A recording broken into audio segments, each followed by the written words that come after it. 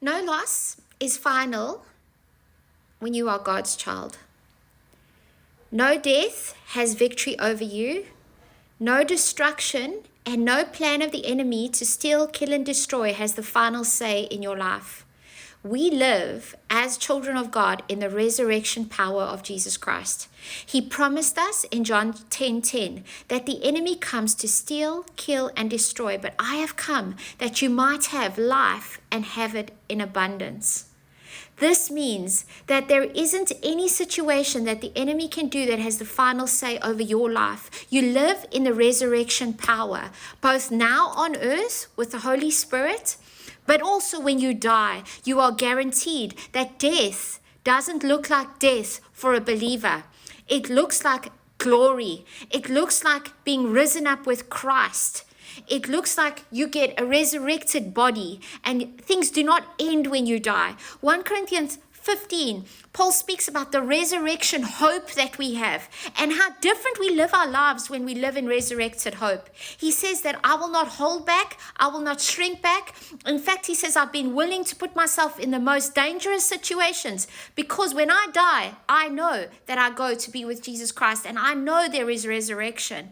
And that is very different. He says, because of that, don't shrink back. Live in boldness. Preach the gospel. Do what you need to do. Do it because we don't have to be scared of death.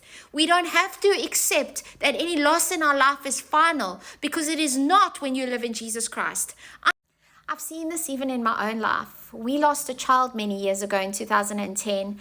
And every time I share that story about how God revealed to me what she looked like in her resurrected body and what she looked like with him and what eternity is like with him. And every time I share that God had a restoration plan for our family with our child that came after Rebecca, every time I share it, I see the life of God awaken other believers. I see the revival and I see the purpose of how God brings life even in death, even through mourning. He says that even what we sow in tears, we will reap in joy. And we see that even now with Charlie Kirk, his death and the seed of his death, we see God even using that to bring revival across the world, to reawaken and to awaken hearts.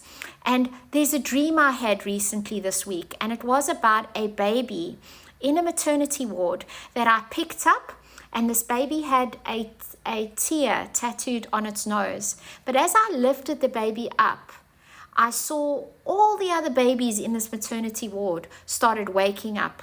And I really feel this is a prophetic picture of the loss that we experience, the things that bring us to tears, the pain that the enemy causes in our lives, that God is able to bring resurrection life, healing, and an awakening even through those things, because we have a prevailing kingdom.